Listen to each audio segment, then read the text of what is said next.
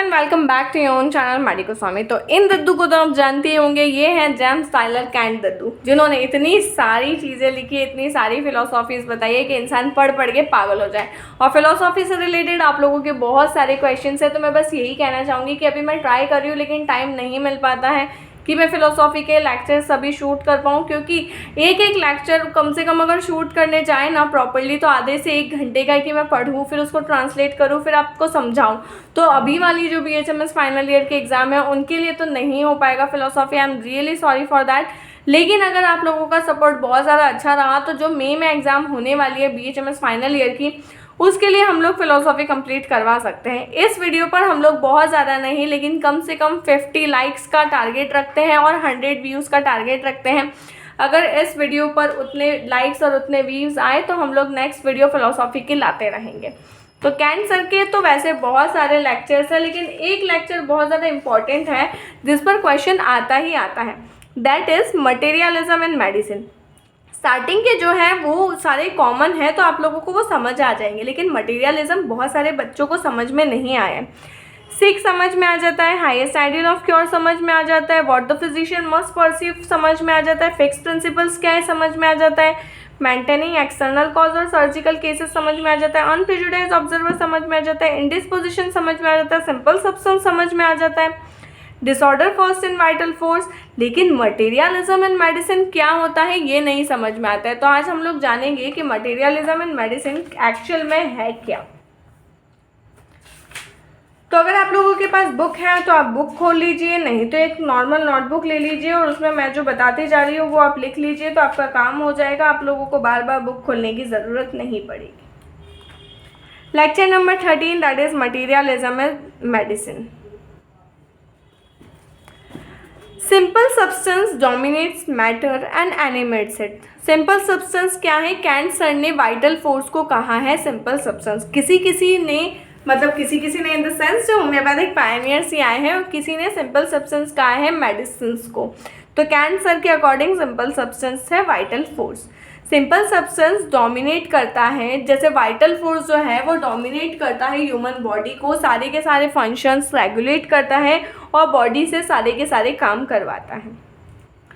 Causes are invisible, results are visible. हम लोग causes को नहीं देख सकते। जैसे टीबी का बैक्टीरिया है तो बैक्टीरिया हमारी बॉडी में कैसे गया, कहाँ गया, क्या किया उसने, वो हम लोग नहीं देख सकते, लेकिन कैसे वो ठीक हुआ वो हम लोगों की आंखों के सामने होता है। तो रिजल्ट्स आर ऑलवेज विजिबल।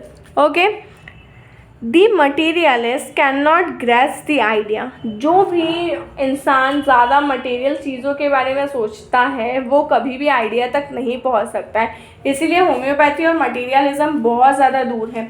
आप लोग अगर स्टुअर्ट क्लोज की फ़िलोसॉफी पढ़ चुके हो तो उसमें 3 बेसिक आइडियाज़ दिए हुए हैं, that is materialism, idealism and substantialism. वो बहुत इंपॉर्टेंट चीज़ है। तो everything is made up of matter ऐसा माना जाता है। लेकिन अगर आप छोटी छोटी सी चीज़ों पर, स्पेशली अगर आप होम्योपैथी के लॉज पर इतना ज़्यादा ध्यान दोगे कि ये कैसे आया, क्या मैटर है इसमें, क्या आइडिया है, तो आप लोग कभी भी मेन चीज़ तक नहीं पहुंच पाओगे। Every curable disease is made known to the physician by science and symptom.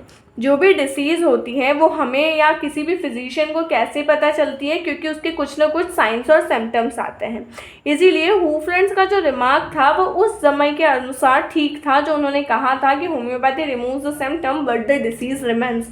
तो उसी के केस में ये है कि डिसीज़ है क्या, a combination of science and symptoms. और अगर साइंस और सिम्टम्स रिमूव हो गए हैं तो डिसीज़ अपने आप ही रिमूव हो ही गई है। इनक्यूरेबल डिसीज़ के सिर्फ फ्यू साइंस एंड सिम्टम्स होते हैं। इनक्यूरेबल डिसीज़ अगर आपने नहीं पढ़ा है तो इनक्यूरेबल डिसीज़ 2 होती हैं। एक तो आर्टिफिशियल क्रॉनिक डिसीज़ होती है जो एलोपैथिक नॉन हीलिंग आर्ट से दी जाती है, और दूसरी होती है इरिवर्सिबल पैथोलॉजिकल चेंजेस की, तो उसमें बहुत कम साइंस और सिम्टम्स होते हैं। Hahnemann discovered homeopathy by pure experimentation and following out strict order. Hahnemann sir ही एकमात्र ऐसे इंसान थे जिन्होंने एक्सपेरिमेंट किया हेल्दी ह्यूमन बॉडी पर, और उसके बाद में स्ट्रिक्ट ऑर्डर्स को, लॉज को फॉलो करके ये साइंस हमारे सामने लाया है। The continued study of the organon brings a deeper and deeper understanding of it.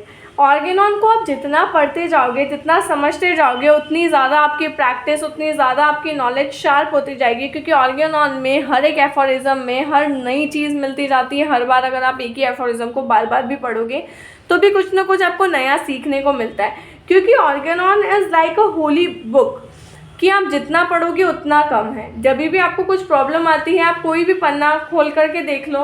जैसे हम लोग कहते हैं ना कि अगर लाइफ में कोई प्रॉब्लम है तो गीता का कोई भी पन्ना खोल लो, कोई भी श्लोक पढ़ लो, उसके अर्थ में आपको अपना जवाब मिल जाएगा। वैसा ही है कि आप ऑर्गेनॉन की बुक का कोई सा भी एफोरिज्म खोल लो, आपको आपका आंसर लगभग तो मिल ही जाएगा।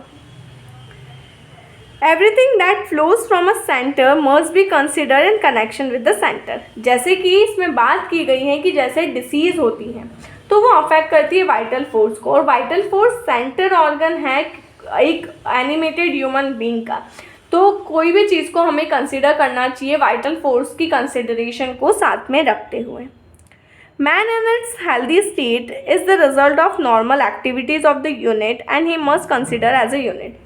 और ऐसे नहीं कि इसका हार्ट में परेशानी है, इसके लीवर में परेशानी है। इस सेंटेंस का मतलब यही है कि एज एन इंडिविजुअल और एज अ सिंगल यूनिट उसका हार्ट नहीं खराब है, पेशेंट में कुछ ना कुछ, इंसान में एज एन इंडिविजुअल यूनिट में कुछ ना कुछ परेशानी थी जिसके साइंस और सिम्टम्स हार्ट पर आ रहे हैं।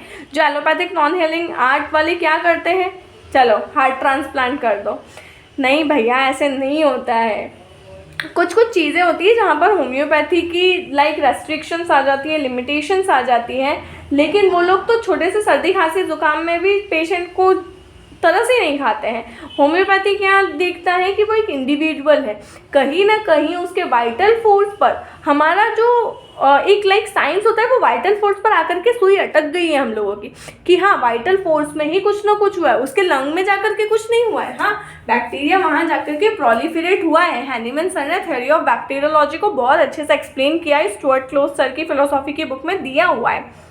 लेकिन उसके पहले कहीं ना कहीं उसने वाइटल फोर्स को हराया है, तब जाकर के वो रेस्पिरेटरी ट्रैक्ट तक पहुंच पाया है। अगर वो वाइटल फोर्स को नहीं हरा पाता तो वो वहीं पर नष्ट हो जाता, वहीं मर जाता, उसके आगे पहुंच ही नहीं पाता। When man becomes diseased, he is still a unit। और जब वो बीमार होता है तभी भी वो एक यूनिट है, जब वो हेल्दी है तभी भी वो एक ही यूनिट है। When there are 3 different substances forming a union of study। तो 3 चीज़ों को हमें कंसीडर करना है। क्या?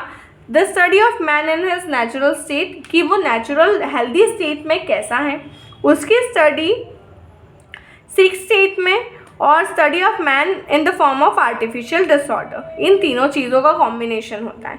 When one remedy is fully mastered और one disease is fully mastered then you are ready to compare. जब भी आप एक रेमेडी को एक डिसीज़ के साथ में पढ़ लेते हो तो आप लोगों को एक बहुत अच्छा कंपैरेटिव आइडिया आ जाता है और आप बहुत ज़्यादा अच्छे से रेडी हो जाते हो कंपेयर करने के लिए, प्रिस्क्राइब करने के लिए और उसके सिम्टम्स को जानने के लिए। तो ये पूरा है मटेरियलिज्म इन मेडिसिन। बहुत छोटे में समझाने की कोशिश की है, आई होप आप लोगों को समझ में आएगा, क्योंकि एमपीएमएससी में वर्ड लिमिट है तो लिखना थोड़ा सा ही हमें, और उस थोड़े से में पूरा का पूरा जिस्ट समझाना है।